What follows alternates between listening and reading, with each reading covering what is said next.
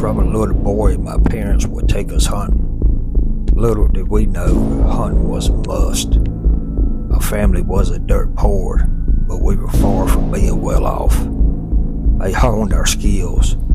They taught us the basics of woodsmanship. They taught us how to shoot and how to be respectful of the game we pursued. We wasted nothing. Every cut of meat had its purpose. We picked the bones clean and left the rest for Mother Nature. Our family was proficient, so even the coyotes benefited. I remember lying in bed, chill from the cracks around the windows, thinking of the day's events while listening to the coyotes fight over the bone pile. An eerie chill would cover my body. As I would drift off to sleep, their howling would ensue a nightmare. Who would have known? 30 years later, I'm their nightmare. I'm Coyote 12, and I use Fox Pro game calls. It's loaded with MFK sound files. I use AGM thermals, and I shoot quantity ammo. I wear Mossio camouflage, treated with Sawyer insect repellent. My Trigger Tech trigger was installed by Gallo Glass Guns, LLC.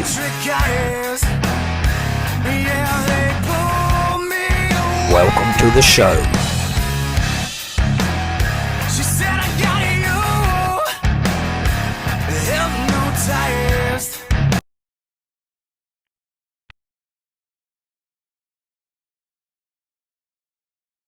Okay, folks. Welcome to the show. It's Coyote 12. Today I was just going to give out a few little tips and tricks to start off. I'm just now getting into YouTube and planning on some good things coming in the near future.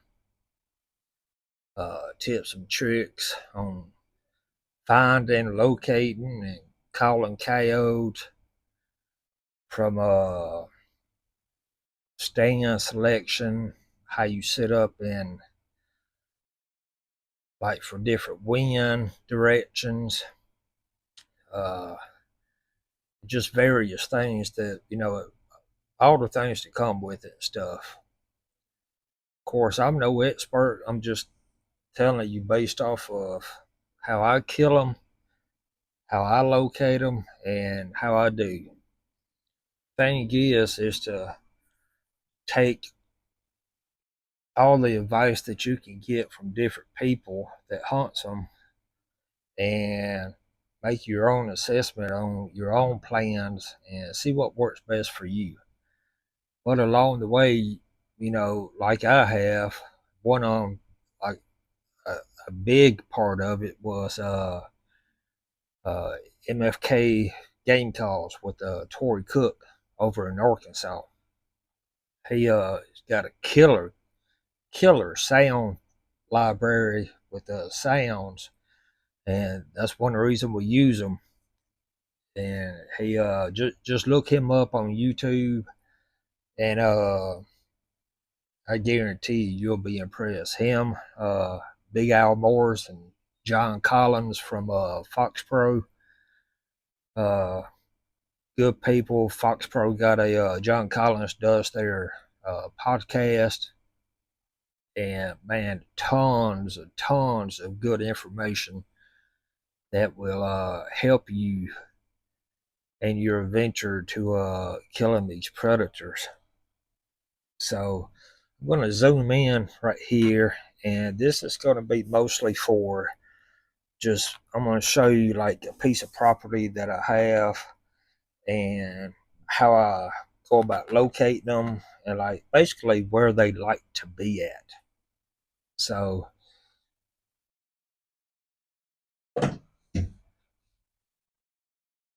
I'm going to use this little zip tie here to show you where I have access to this property. Okay, I've got a little piece of property right here. It's a cornfield, and this is a canal right here. It says it's a creek, but it's actually like a small canal. Big bridge right here. Pines down through this right here, and kazoo. Then it's this is a cotton field, and then it opens up to a wooded area on the neighboring property. Okay, I could hunt all this. This is like a pine plantation right here, cornfield, but that's the only field on this side that I can hunt. Now in denning season, they love to they this past season during the denning season they were denning right here over this side of the property, on this side of the road. This is the west side. No, excuse me, the east side. Okay, the west side, I had another group of mating pairs, and they denned right along in here from the end of this cornfield to like this was their home range right here. And this is, of course, private property here, cannot hunt it, but it's a goat farm. They got goats and sheep and everything else. And of course, like some people, they don't allow any kind of hunting. This is a CRP.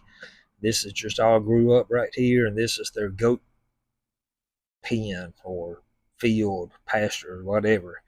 So no wonder they like to den up right there. Water from the canal all the time. Easy food right here. You got food by the canal, because any kind of source of water, that's where they're going to be at when they den and doing their pup rearing. So that's what you want to look for. I'm going to zoom in just a little bit heavy. Okay. Now, I got access to all of this land right here. Now, this wooded area right here, this is the boundary. This is somebody else's land that I cannot hunt, but I can hunt all of this right here, which this year they just got finished. They had soybeans. They had soybeans here, all of here, right in here, and right here in this field, and this field right here, they had corn, and they just finished shelling the corn about a week ago. Okay, and this right here was all corn. So with the good stiff north, any kind of north wind, well, I take that back. With a north to a northwest wind is the way I like to hunt this, and mostly I like to hunt it with a western, with a good stiff west wind coming straight out of the west is my ideal, because I come down through this little road right here, and I'll park right here. Okay, I'll locate them from the highway like the night before, but you see that ditch right there? That's that canal I was talking about, right down through there. Man, they love staying all down this canal. They love staying by that canal. Okay, and of course they'll get into the wooded areas too. Like right now, the pups has done got old enough. They done shed their teeth. They're out on their own hunting stuff, but they're still close to their group. We're kind of going into family bust up time, but we actually are in bust up time right now. Okay, but what family bust up time is the coyotes, they're getting tired of one another. The alpha male and the alpha female, they get to where they can't stand their little ones anymore, because just in a couple months, this is we're getting in the very last October. We're October 27th, I believe, today, 28th something. I don't keep up with the time too much. anyways, we're right here at the last of October, and getting into December, they're fixing to start, getting that frisk on, like a little bit. Then January is going to start hitting even harder. They're going to start actually calling and trying to pair up, and the little pups, they're actually, some of them's going to stay with their mom and dad, sort of say. But most of them they're gonna get ran off. But some of them is gonna get to stay. Okay, but locate them coyotes if you have a creek bed, a ditch, a pretty big ditch that holds water all the time. Uh, like, man, I find 99% of my coyotes around canals and ditches. Okay, now I've got this other property which is the same owners. I'm going to zoom out. Now this is a road that goes straight down through here. This is where we was at right there. Okay, I could hunt all of this back here, and it's another little ditch right here that comes off and comes down through here that connects to this big creek. Well, this stays water off in this ditch all the time in most places around here. Going up on the road and stuff, we got water. I've killed 3, 4 coyotes just in this one little area this past summer off in there. And it's a good place, and it backs up to this place right here. See this big square right here? Right here, is a cattle pasture that connects into right here. It's close. Man, I've killed a lot of coyotes off of that cattle pasture. Like after they come out of the den and stuff, and they done got old enough to roam around, but they're still not old enough to, really hunt.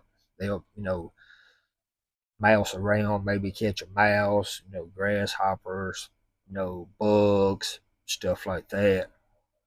But killed a bunch of them over there. But it's all because you got a good water spot, and they have dens by the water spot.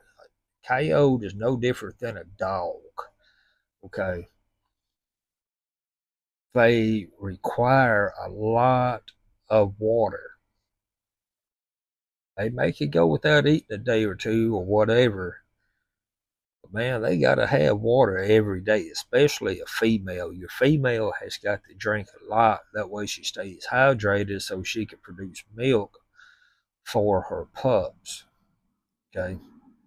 And the male, what he does, he goes out hunting not far from the den site, but he's got to do what he's got to do. He goes out, he'll kill whatever, rabbit, whatever. Most of the time at the younger stage, he'll eat it, and then he'll come back to the den site. He won't mess with the den because mom's not having it. So he'll get somewhere close to the den, like real close, and he'll regurgitate that food, and he'll cover it up, and he'll leave and search for the next meal.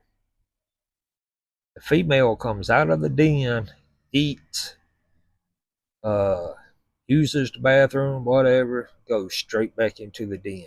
She only leaves the den for a quick 1 minute to eat, or the quickest she can to go to the water source, drink water, and she comes straight back. She does no kind of hunting unless if it's, an easy mouse or whatever on the way to and back from the water hole.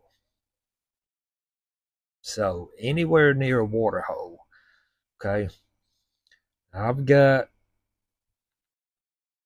this right here. Okay.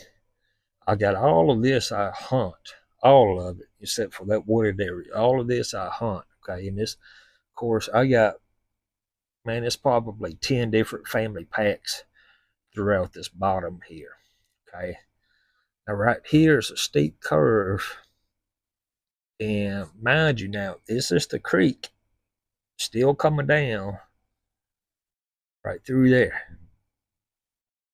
Okay, soybean fields. They had corn off in here this year. Of course, all of it's cut. Car coming back. Oh, anyways, and this, the families all up and down this creek, all up and down this creek bed.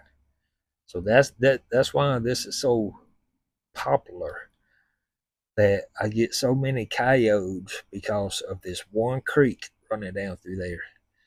And I went over there the other night, and the coyotes, they was hanging up.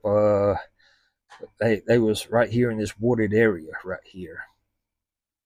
Well, we set up with the call right here, and we was back over here. Right here, we had the trees blocking us this way. Well, just so untoward that we had the younger coyotes come out here, just like we planned.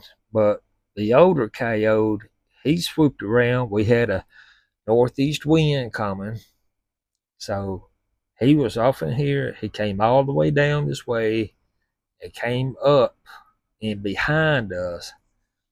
So kind of made a rookie mistake right there. We didn't. It was me and my brother. My brother told me, he said, "Man, we may need to sit right here, look down this way." I thought the grass was a little bit taller than what it was. In fact, Ko didn't care. He came up there. I mean, right behind us, like 20, 25 foot right behind us. Started popping his lips, growling. He busted on out there because he saw us, he smelled us, whatever. But that's just a little tip and trick for you, that on locating them. If you can find you a ditch or anywhere that holds water, ponds, whatever, that's where your coyotes are gonna be during denning season, and you can locate them pretty easy. That way, and they're still around their denning sites. Right now they den. It take they usually like I consider February 15th.